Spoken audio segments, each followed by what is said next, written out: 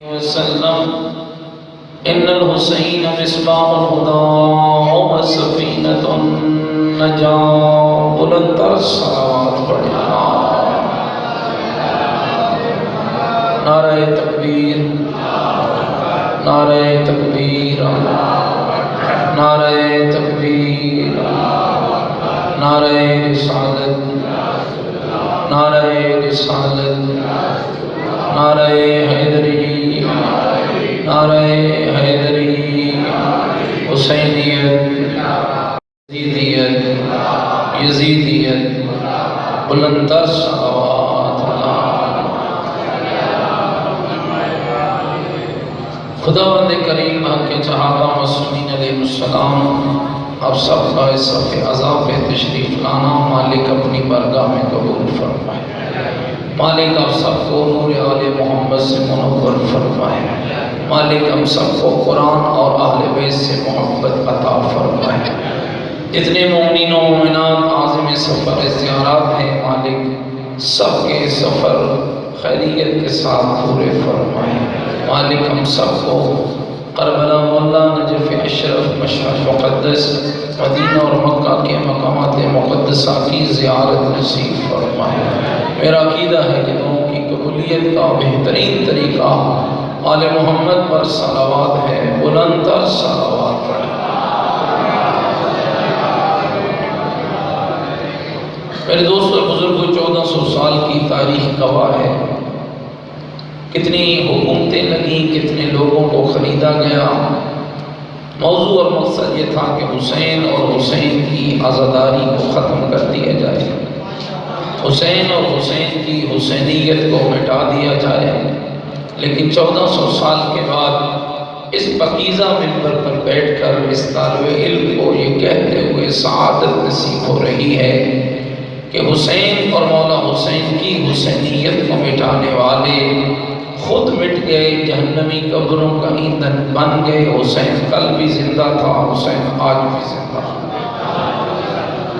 اس لیے کہ حسین ابن علی ایک شخص کا نام نہیں ہے، حسین ابن علی ایک پاکیزہ کردار ہے، حسین ابن علی ایک نظام زندگی ہے، حسین ابن علی اللہ کے دین کی بقا ہے، حسین ابن علی اللہ کے قرآن کا محافظ ہے، حسین ابن علی انبیاء ما سبق کی محنتوں کا ثمر ہے، حسین ابن علی وہ خوبصورت ترین راستہ ہے جس کا اعلان ہم زیارت وارثہ میں ان لفظوں میں کرتے ہیں: السلام علیکہ یا وارث آدم صفوت اللہ، السلام علیکہ یا وارث نوح نجی اللہ، السلام علیکہ یا وارث ابراہیم خلیل اللہ، السلام علیکہ یا وارث موسیٰ کلیم اللہ، السلام علیکہ یا وارث عیسیٰ روح اللہ، السلام علیکہ یا وارث محمد رسول اللہ۔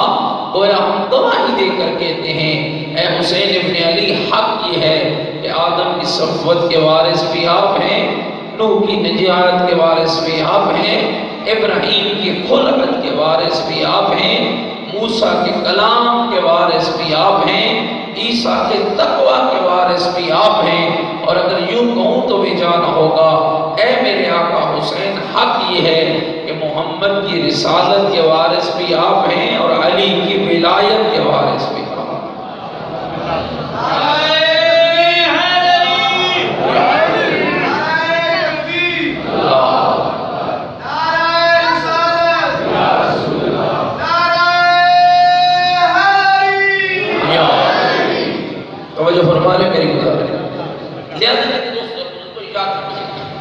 ان مجلسوں کا مقصد نعرے مار لینا، رو لینا، اکٹھے ہو جانا، نیاز کھا کے گھر کو لوٹ جانا، یہ مجالس کا مقصد نہیں ہے، یہ مجالس کی ضرورت ہے۔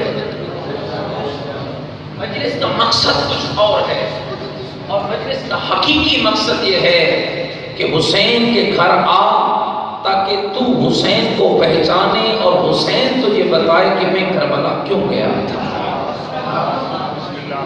میرے دوستوں بزرگوں، حسین شناسی، معرفت حسین ابن علی ان مجلسوں کا حقیقی مقصد ہے۔ اور یاد رکھیے گا 2 مہینے حسین کے گھر آتے ہیں، ہوتا ہے 8 ربیع الاول تک گھبراہتے میں بیٹھے ہوئے 8 ربیع الاول تک یہ سلسلہ جاتا ہے، کبھی یہاں مجلس، کبھی وہاں مجلس، کبھی عشرہ، کبھی خمسہ مجالس، کبھی جلوس اعلیٰ، اور 2 مہینے 8 دن حسین کے گھر آنے والا۔ میرا عقیدہ تو یہ ہے ہم خالی حسین کے گھر نہیں آتے، ذکر حسین سننا دراصل ملاقات بھی امام حسین ہوتی ہے۔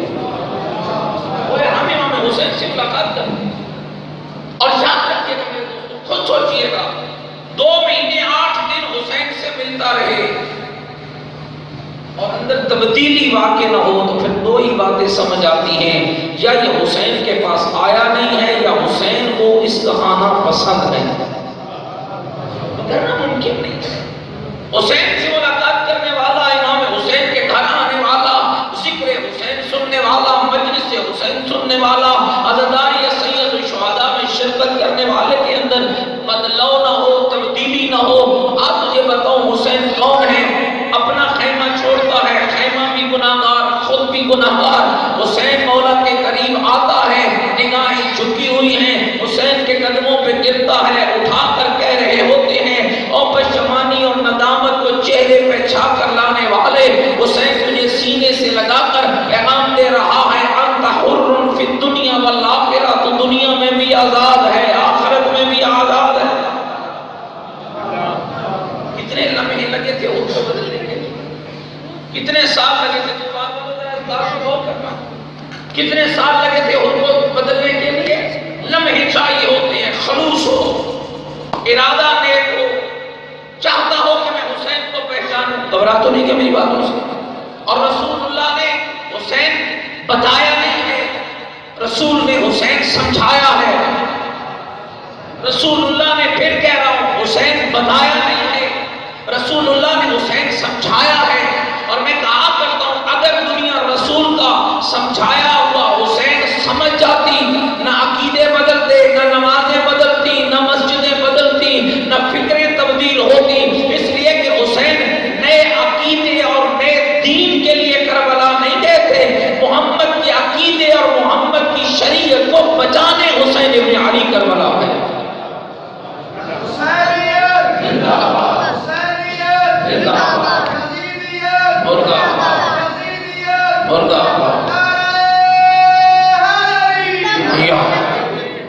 تو نہیں بیٹھ سکتے نئے دین کی بنیاد رکھنے نہیں ہے۔ اگر کوئی میرے ممبر سے یہ پیغام دے کہ حسین کی شریعت اور ہے اور رسول اللہ کی شریعت اور ہے، تو سمجھ لے وہ واقف نہیں ہے کربلا سے، وہ کربلا سے نا واقف ہے، اسے پتہ ہی نہیں ہے۔ اور یاد رکھ یہی تو وجہ ہے، دنیا کے عقیدے بدلے، دنیا کے دین بدلے، دنیا کے نظریے بدلے، دنیا کی نمازیں بدلی، دنیا کا سب کچھ بدلا، لیکن جو آل محمد کا سچا شیعہ ہے اس کا عقیدہ 1400 سال سے ایک ہے، نماز بھی اس کی ایک ہے، روزہ بھی اس کا ایک ہے، حج بھی اس کا ایک ہے، عقیدہ بھی اس کا ایک ہے۔ اس لیے کہ اس ممبر کے تقدس کی قسم ہے، عقیدہ، نماز، روزہ، دین کے چاہے اصول ہوں یا فروع، ان کو بنانے کا اختیار نہ کسی مولوی کے پاس ہے، نہ کسی ذاکر کے پاس ہے، نہ کسی ماتمی کے پاس ہے، حتیٰ کہ دین بنانے کا اختیار کسی مجتہد کے پاس بھی نہیں ہے، حتیٰ کہ دین بنانے کا اختیار امام کے پاس بھی نہیں ہے، حتیٰ کہ دین بنانے کا اختیار نبی کے پاس بھی نہیں ہے۔ اب آپ مجھے بتاؤ تیرے مذہب کی عظمت کیا ہے؟ مذہب شیعہ خیر البریہ اثنا عشریہ وہ سچا مذہب ہے جس کو بنانے والا اللہ ہے، لانے والا جبرائیل ہے، پہنچانے والے مصطفیٰ ہیں، پھیلانے والا مرتضیٰ ہے، اور بچانے والا حسین شہید کربلا ہے۔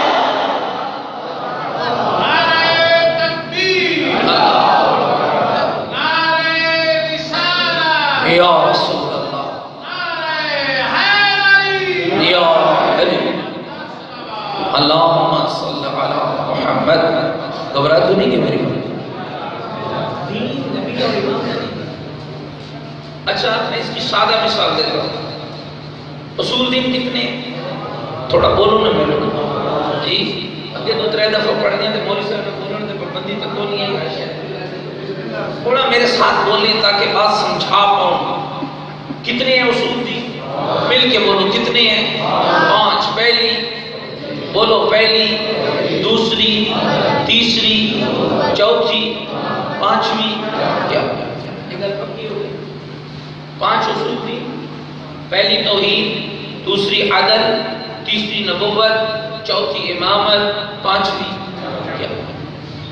میرے دل نے چاہا کہ اگر مجھ سے سرگودے والے یا جوال والے پوچھیں کہ مولانا صاحب اصول دین کتنے ہیں تو میں کہوں 5، اور اگر یہ مجھے کہیں کہ سنا دیں تو میں کہوں پہلی عدل، دوسری توحید، میری طرف دیکھیے، پہلی عدل، دوسری توحید، تیسری نبوت، چوتھی امامت، پانچویں قیامت۔ اگر میں آپ کو اس طرح اصول دین کی ترتیب یاد کروں، مانو گے؟ 20 سال ہو گئے، 22 سال ہو گئے، علم دین سے وابستہ ہوں، تھوڑا بہت پڑھا ہوا ہوں، کتابیں بھی کچھ نہ کچھ پڑھ لیتا ہوں، چلو سر پہ امامہ بھی ہے تو آپ میرے امامی کا ہی لحاظ کر لیں۔ بہت خوبصورت فکر ہے جو میں آپ تک پہنچانا چاہتا ہوں، اللہ کرے توفیق الہی یہ فکر کامیاب ہو جائے۔ میرے دل نے چاہا کہ میں حالانکہ اللہ ہی واحد ہے، اللہ ہی احد ہے اور اللہ ہی عادل ہے۔ یہ جو ہم اصول دین میں عدل بیان کرتے ہیں، اس عدل سے مراد کیا ہے کہ اللہ، مل کے بولو کہ اللہ عادل ہے۔ تو اللہ عادل ہے اور اللہ کی جو صفت ہوتی ہے، علماء بیٹھے ہوئے ہیں، طلباء بیٹھے ہوئے ہیں، خدا کی صفات اس کی عین ذات ہوتی ہیں۔ جب سے اللہ ہے اسی وقت سے عادل ہے، اللہ سے عدل جدا نہیں ہوتا۔ ہماری صفتیں اور ہیں، میں پہلے ہوں، علم بات میں ہے، میں پہلے ہوں، صحابت بات میں ہے، میں پہلے ہوں، میری گفتگو کرنا بات میں ہے۔ اللہ کے ہاں ایسا نہیں ہے، اللہ متکلم ہے، جب سے اللہ ہے اسی وقت سے متکلم ہے۔ اللہ عالم ہے، جب سے اللہ ہے اسی وقت سے عالم ہے۔ اللہ حی ہے، جب سے اللہ ہے اسی وقت سے حی ہے۔ اللہ قیوم ہے، جب سے اللہ ہے۔ گل سمجھے بیٹھے کیا ہوئے؟ اسی وقت سے اللہ قیوم ہے۔ اللہ کی صفات اس سے کبھی بھی جدا نہیں ہوتی، اس کی صفت اس کی عین ذات ہے۔ تو بس چاہے اللہ کہہ دے یا اس کو عادل کہہ دے، بات تو ایک ہی ہے۔ اگر میں آپ کو کہوں چلو میں نہیں کہتا، میں اور آپ سارے مل کر بارگاہ پیغمبر میں چلتے ہیں، یا رسول اللہ، اللہ نے آپ کو اتنی عزت عطا کی ہے کہ آپ کا قصیدہ تو پورے قرآن کو بنا کے اتارا ہے، تو اللہ جو آپ کے لیے فرماتا ہے، اے میرا محمد، اگر تجھے پیدا نہ کرتا، نہ زمین ہوتی، نہ آسمان ہوتا، نہ چرند ہوتا، نہ پرند ہوتے، نہ ملک ہوتا، نہ فلک ہوتا، نہ حشر ہوتا، نہ برزخ ہوتا، نہ جبریل ہوتا، نہ آدم ہوتا، نہ آسمان ہوتا، نہ فرش ہوتا، نہ جنت ہوتی، نہ آخرت ہوتی، اے زہرا کے بابے، اگر تیرا نور نہ ہوتا، اے اللہ کے رسول، آپ کے بارے میں تو رب اتنی خوبصورت ترین آیات بنا دے تو فرماتا ہے، کبھی یا ایھا المزمل کہتا ہے، کبھی یا ایھا المدثر کہتا ہے، کبھی رفعنا لک ذکرک کی صدا دیتا ہے، کبھی هو الذی بعث فی الامیین رسولا منهم یتلو علیہم آیاتہ ویزکیہم ویعلمهم الکتاب والحکمہ وان کانوا من قبل لفی ضلال مبین کی صدا دیتا ہے، کبھی لقد کان لکم فی رسول لقد کان لکم فی رسول اللہ اسوۃ حسنہ لمن کان یرجو اللہ والیوم الآخر وذکر اللہ کثیرا کی صدا دیتا ہے، کبھی وما ارسلناک الا رحمۃ للعالمین کا پیغام صادر فرماتا ہے۔ اللہ کے رسول، آپ کو ہی خدا نے وجہ تخلیق کائنات بنایا ہے۔ اللہ نے جب اپنی کائنات بنانے کا ارادہ کیا، سب سے پہلے زہرا کے بابا کے نور پاک کو پیدا کیا۔ اے محمد مصطفیٰ، جب آپ کا نور پہلے ہے تو ذرا اتنی اجازت دے دو نا کہ جب کوئی ہم سے پوچھے کہ اصول دین کتنے ہیں، ہم کہیں 5 اور کہے سنا دو، تو ہم آپ کی اجازت سے یہ کہہ دیں پہلی عادل۔ چلو میری تو کوئی اتھارٹی نہیں ہے، آپ کی بھی کوئی حیثیت نہیں ہے، لیکن پاک پیغمبر کی کتنی حیثیت ہے۔ اب آپ سے میرا سوال یہ ہے، کیا پاک رسول اپنی مرضی سے اصول دین کو بیان کرتے ہوئے پہلے عدل کہہ سکتے ہیں؟ پتہ نہیں اڑتا میری گل سے اتنی حیثیت رکھنے والے پیغمبر، چلو پیغمبر تو بادشاہ ہوئے، مرضی کے مالک ہوئے، ہم مولا علی کے پاس چلے گئے اور ہم نے کہا یا علی، آپ کے بھی تو بڑا نام ہے، آپ کے لیے کبھی قرآن اترا، کبھی آپ کے لیے پیغمبر کا فرمان نکلا اور آپ ہی نے فرمایا تھا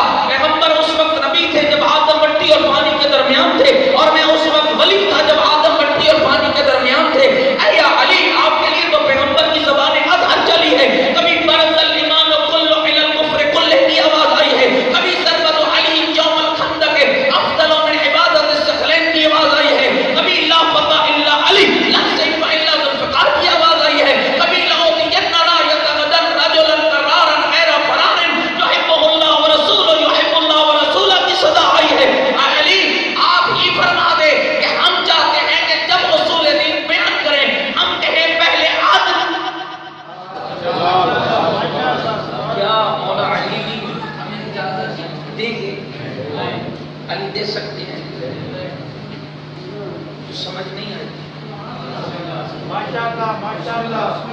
جس دین کے اصول کے لفظوں کو بیان کرتے ہوئے رد و بدل کرنے کا اختیار نبی اور امام کے پاس بھی نہ ہو،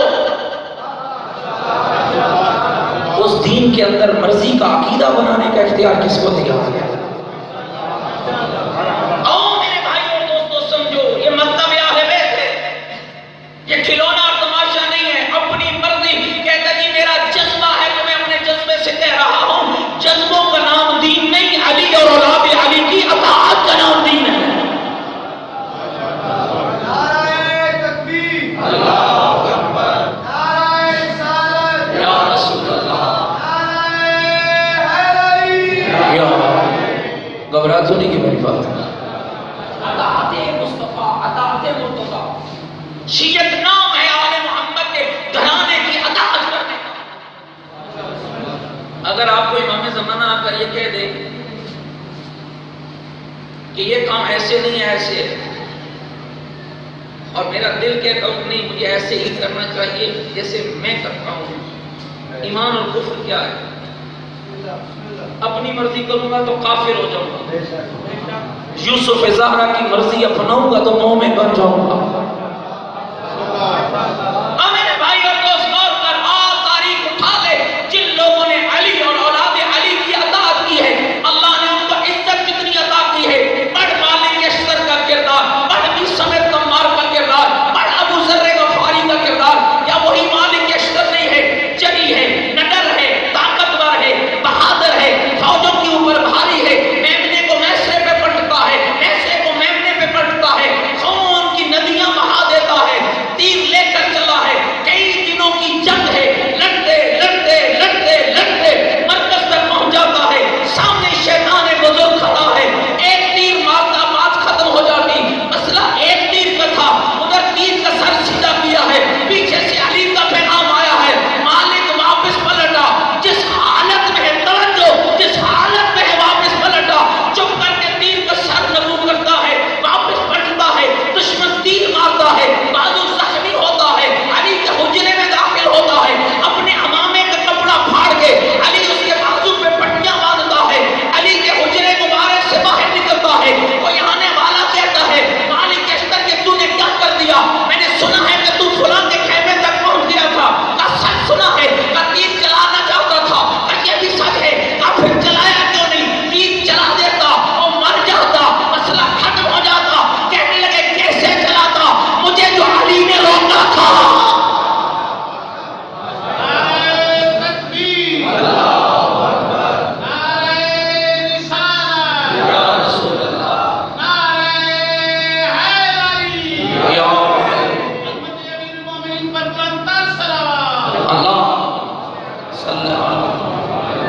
سلوات دینے پڑھتے بیٹھے جی میں گل چنگی نہیں لگتی پئی، بلندر سلوات پڑھا۔ کہنے والا یہ کہہ رہا تھا او مالک اشتر تو بھی بڑا عجیب ہے، علی تو سخی ہے اور علی تو کریم ہے، لگا دیتا تیر، چلا دیتا تیر، آ کر علی سے معافی مانگ لیتا۔ ہاں دوست مجھے بتاؤ شیعت کیا ہے، حسینیت کیا ہے، ماتمی کون ہوتا ہے، عزادار کون ہوتا ہے، علی والا کون ہوتا ہے، موالی کون ہوتا ہے، مولا والا کون ہوتا ہے؟ مالک اشتر کے ایک جملے نے سارے کرداروں کو اس طرح واضح کر دیا ہے، جب کہنے والے نے کہا چلا دیتا تیر، مر جاتا فلاں، ختم ہو جاتا قصہ، علی سے آ کر معافی مانگ لیتا، غضبناک نگاہوں سے دیکھ کر کہنے لگا اس کا مطلب یہ ہے کہ تو شیعت کو سمجھ ہی نہیں پایا ہے، غلطی کر کے معافی مانگنے کا نام شیعت نہیں ہے، شیعت نام ہے جو علی کہتا ہے وہ کر، اور جس سے علی روکتا ہے آؤ سوچو، ہر کام کرنے سے پہلے سوچو جو میں کر رہا ہوں یہ علی کی چاہت ہے، جو میرا کردار ہے یہ علی سے پاس شدہ کردار ہے۔ آسان نہیں ہے میرے بھائی، آپ میری طرف دیکھیں، آپ میری طرف دیکھیں بھائی، بہت وقت تھوڑا ہے، تھوڑا مجھے دیکھیں۔ ٹھیک ہے ایک مل کے بآواز بلند صلوات پڑھیں. یہ اس بیچارے کا مسئلہ نہیں، یہ حال کی گونج کا مسئلہ ہے. بات تھوڑی سی پڑھ رہے ہیں، میری طرف توجہ رکھیے گا. کیا ہے امام جعفر صادق کی خدمت میں ایک گروہ آیا، یوں ڈبل باب کیا، توجہ ڈبل باب کیا. امام نے غلام کو کہا جاؤ دیکھو دروازے پہ کون. شیعہ کی پہچان کیا ہے باب کا. دروازہ کھولا، پوچھا کون کا ہے؟ جعفر صادق کے شیعہ. امام ننگے پاؤں دوڑ پڑے، فرمانے لگے ہٹ، اپنے شیعوں کا استقبال میں جعفر صادق خود کروں گا. دروازہ کھولا، فوراً بند کر دیا. فرمانے لگے یہ جھوٹ بولتے ہیں، یہ میرے شیعہ نہیں ہے. میرا شیعہ وہ ہوتا ہے جو اپنے چہرے سے پہچانا جاتا ہے کہ میں جعفر صادق کے شیعہ. اور کیا ہم وہ پہچان رکھتے ہیں؟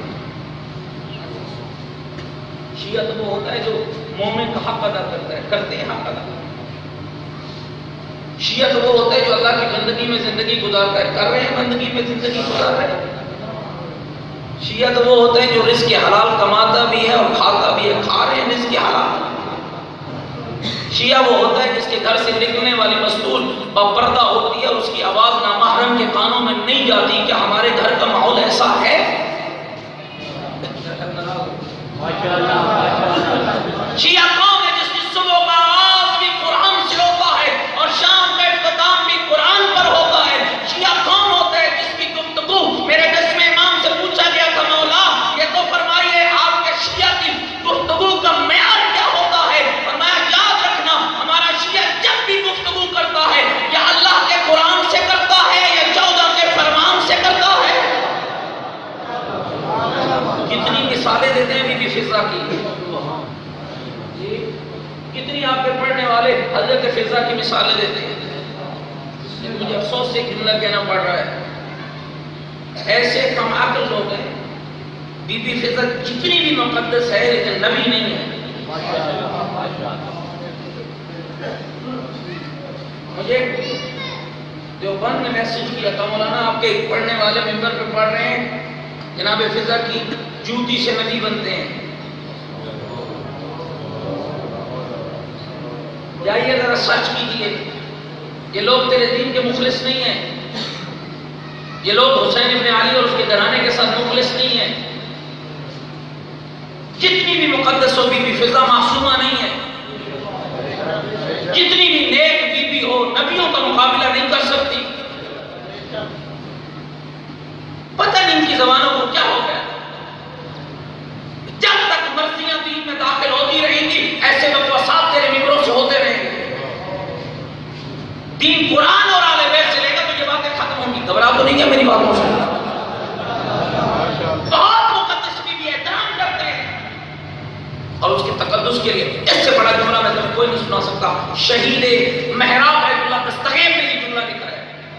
فرماتے ہیں کہ وہ بی بی ہے واقعہ کربلا کے بعد جس نے 25 سال زمانے سے قرآن کی زبان میں بات کی ہے. 25 سال تک قرآن کی زبان میں بات کی. ہم نے یہ معیار کبھی دیا ہی نہیں ہے. اگر یہ معیار دیا جاتا تو آج ہماری ماں بہنوں بیٹیوں کو خبر ہوتا کہ فاطمہ کی کنیز وہ نہیں ہوتی ہے کہ جو کھانا کھائے اور سو جائے. فاطمہ کی کنیز وہ ہوتی ہے جو اپنی اولاد کی تربیت اللہ کے قرآن سے کرتی ہے یا 14 کے فرمان سے کرتی ہے. 25 سال تک آپ حیران، 25 سال تک بی بی فضہ نے قرآن کی زبان میں بات کی. آخری جملہ اور عام مستور نہیں ہے. آیت اللہ دستغیر لکھتے ہیں کہ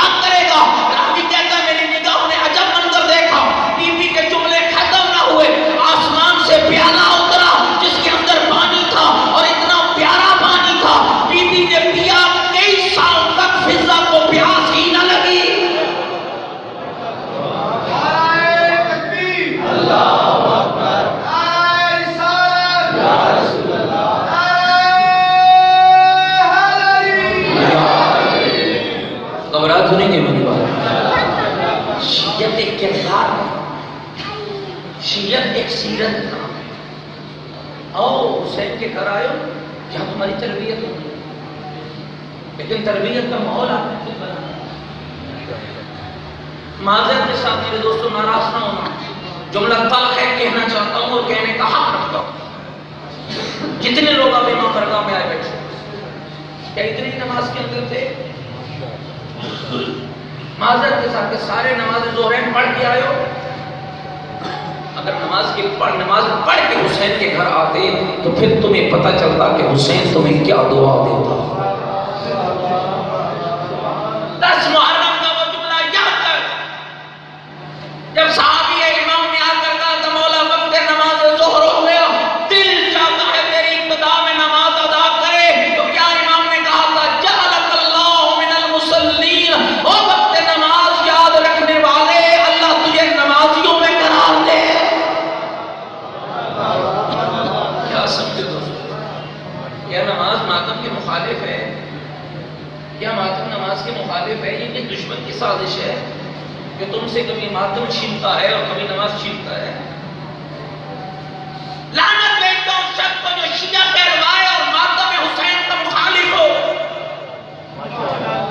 لعنت بیٹا اس شخص پر جو شیعہ حسین بھی کہلوائے اور عزاداری حسین کا مخالف ہو، لیکن یاد رکھ عزاداری تیری اور میری رسموں کا نام نہیں ہے، عزاداری اس راستے کا نام ہے جو راستہ تجھے نماز بھی سکھاتا ہے، عقیدہ بھی سکھاتا ہے، عمل بھی سکھاتا ہے، کردار بھی سکھاتا ہے، سیرت بھی سکھاتا ہے، دنیا بھی بتاتا ہے، قبر بھی سمجھاتا ہے، آخرت بھی بتاتا ہے۔ عزاداری حسین وہ راستہ ہے جو تجھے جنت تک لے جاتا ہے۔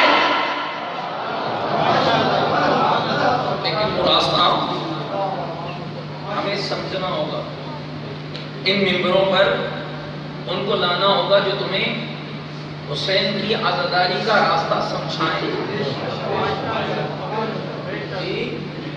آپ ان قولوں سے باہر نکلو۔ اگر ہماری وجہ سے مکتب اہل بیت کی توہین ہو تو معذرت کے ساتھ بہت سخت جملہ کہہ رہا ہوں، اگر میری وجہ سے مکتب اہل رسول کی توہین ہو تو یزیدیت اس کے سوا کچھ نہیں۔ اگر میرے کردار سے حسین میں علی کی توہین ہو، اگر میرے کسی عمل سے خانوادہ زہرا کی توہین ہو، اس سے بڑی تجھے عزت کیا ملے گی؟ شیعہ بننا تیرا کام ہے، کوئی کیپسول ایجاد نہیں ہوا جس کو آپ کھاؤ گے تو شیعہ بن جاؤ، کوئی تعمیر ایسا ایجاد نہیں ہوا کہ جو آپ کھاؤ گے یا لو گے تو شیعہ بن جاؤ گے۔ شیعہ بننے کے لیے کردار چاہیے، اور جب تم شیعہ بنو گے تو پھر اللہ تمہیں وہ عزت دے گا۔ سنا دوں وہ عزت کیا ہوگی؟ شیعہ بننا تمہارا کام، کوئی ایسی شے ایجاد نہیں ہوئی جو کھانے سے بندہ شیعہ بنے۔ شیعت نام ہے کردار کا، کردار تم اپناؤ گے، اور اس سے بڑی عزت تمہیں کیا چاہیے؟ تم شیعہ بن کے رب کی بارگاہ میں حاضر ہو گے، محمد کی بیٹی تمہاری شفاعت کرنے والی ہو۔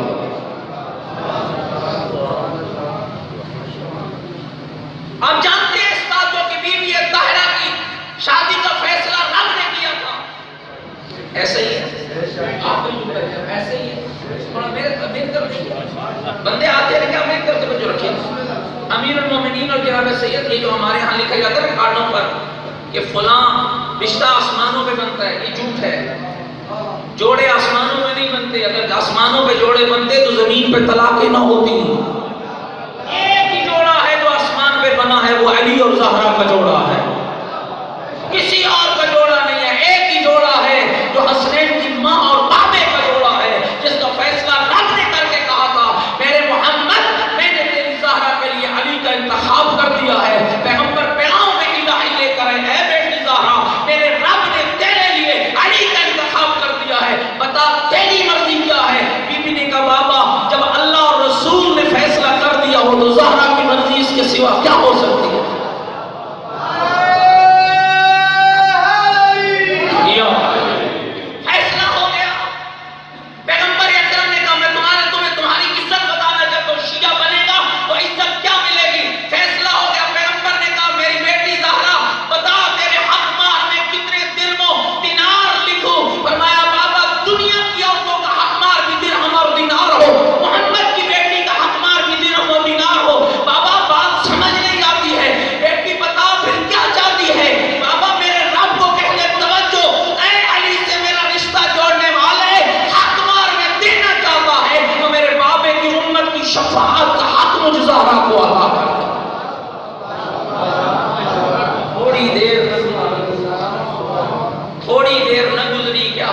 से जिब्रील उतरा, हाथ में परवाना था, लिखा हुआ आए मोहम्मद मुस्तफा बेटी को कह दे रब ने तुझे लिख दिया है मंजिल लजी यशफअ इंदहु इल्ला बिइस्मिही, कौन है जो उसकी बारगाह में शफाअत करेगा मगर वही करेगा जिसको अल्लाह इज़्न अता करेगा, और जिसको इज़्न दिया है उसका नाम फातिमा ज़हरा है। और जिस बीवी से के बारे में मेरे छठे इमाम से पूछा गया था या अपना रसूलुल्लाह आपकी जद्दा को फातिमा क्यों कहते हैं, फरमाया इसलिए कि मेरी जद्दा के नाम के मानी है बचाने वाली। मौला किसको किससे बचाने वाली, फरमाया अपने शियों को जहन्नम की आग से बचा। हाफिजा ये परवाना मेरे कफन में रखा। सैयदा तुम्हें कितनी मोहब्बत है बाबे की उम्मत से, मैं फातिमा मर्जिया आपको कितनी मोहब्बत है बाबा की उम्मत से। हकमान में दिरहम नहीं चाहिए, बाबे की उम्मत की शफाअत का हक चाहिए। मैं कहता हूँ सैयदा तूने हक की शफाअत मांगा है, उम्मत ने तेरे साथ क्या किया।